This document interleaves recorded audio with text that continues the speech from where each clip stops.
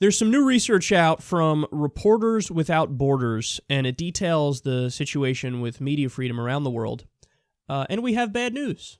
It's not good news this year. So Time magazine explains here, press freedom has suffered a deep and disturbing decline due to pressure from governments and businesses. The world's leaders have developed a paranoia about journalism and are clamping down on the media, while coverage in privately owned outlets is increasingly shaped by corporate interests. That's a very fascinating point. While Europe has the freest media, some countries, such as Poland, fell sharply on the Press Freedom Index by tightening government control. In Hungary, the government has also sought to impose restrictions. Journalists in the Middle East and Africa fell victim to terrorism, armed conflict, and intimidation by authorities. In Latin America, reporters were constrained by organized crime, violence, and corruption. In the United States, they faced cyber surveillance. The decline in media freedom was also observed in East Asian democracies, such as Japan and South Korea, while in China, the Communist Party took repression to new heights. Okay, so here's why this is super important. This is one of those things where I think everybody takes it for granted. So when we talk about free speech, we talk about free expression, we talk about free protest, we talk about a free press. Those really are human rights, and they're fundamental to the struggle to make our lives better and to stop coercion from authorities and to stop unfair control from above. And when you have these rights slowly eroding, that's bleak for the future. Now, again, one of the things that struck me as I was reading this is, like, I kind of imagined us like, oh, wait, what do you mean? We're more enlightened now as time has gone by and we embrace these rights more, so that's a good thing. But then I realized, wait, with new technology and new ability, there's a downside to that too, in the sense that the authorities also have access to that technology. And you have, like, the NSA, for example, who can basically spy on anybody, anywhere, at any time, for any fucking reason they want.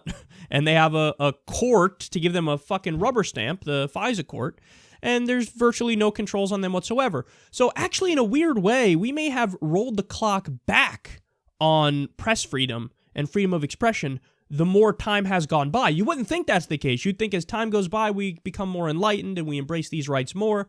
No, but now the authorities have the ability to crack down more, and they're definitely going to do that. And then we haven't even breached the conversation of putting all this stuff aside. There are also just rules in many countries and laws that, say, oh, you can't express that opinion because that's hate speech. Now, to be clear, sometimes it genuinely is hate speech. Like somebody, I don't know, says they're pro-Nazi or some shit like that, and they give rants as to how the Jews are inferior or blacks are horrific or whatever. So, like, sometimes it is hate speech. But I have a uniquely American view on this and a uniquely absolutist view on this, which is if you're not doing direct threats of violence and if you're not doing libel or slander, then you should be able to say whatever the fuck you want. In fact, I want you to speak up because I want to know where the fucking crazy people are so I can avoid them. So, yeah, if you're fucking flying a Nazi flag in your yard 3 blocks away from me, I know, stay away from that guy. So I actually think you need free expression, and as the old saying goes, I didn't come up with it, others came up with it before me, Oscar Wilde, Noam Chomsky, they've all said one version or another of this, but if you don't believe in freedom of speech for those who you disagree with the most, you don't believe in it at all.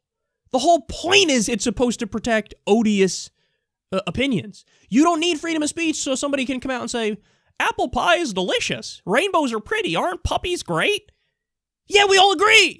So that's not where you need the protection. You need the protection for people who are saying grotesque things and for people who are challenging the establishment and the authorities. And what we have here is they're telling you in no uncertain terms, oh, that's being eroded all over the place. Whether it's Hungary or Poland, where it's government control saying, I don't like you saying that because you're talking against me, and I don't like that. Turkey, oh my God.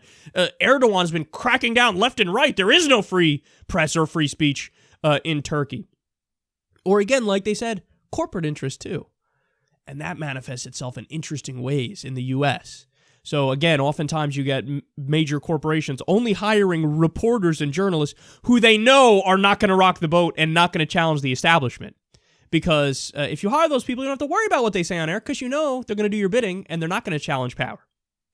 So it's more important now than ever because of technology and because of the abilities that people in power have to challenge the government, challenge authority, challenge the establishment, challenge businesses, corporations. Truth-telling, man, it's a right. Free speech, free expression, free press.